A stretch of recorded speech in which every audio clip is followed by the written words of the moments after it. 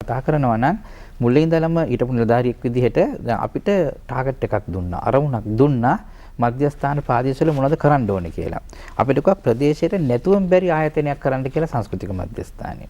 ඒ අනුව තමයි අපි කටයුතු කරේ. එතකොට ඒ ප්‍රදේශයට අවශ්‍ය බොහෝ දේවල් අපි හොයන්න යන්න වුණා.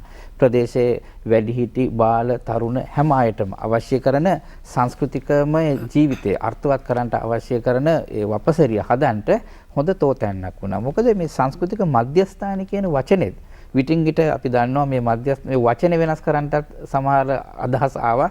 නමුත් මේ අපිට ගැළපෙන වචනේ තමයි මධ්‍යස්ථානය කියන එක. මොකද ප්‍රදේශයක සියලු දෙනා ඒක රාශි කරන්න පුළුවන් තැන. එතකොට ඒ ප්‍රදේශයේ සියලු දෙනාගේ අවශ්‍යතා විවිධයි.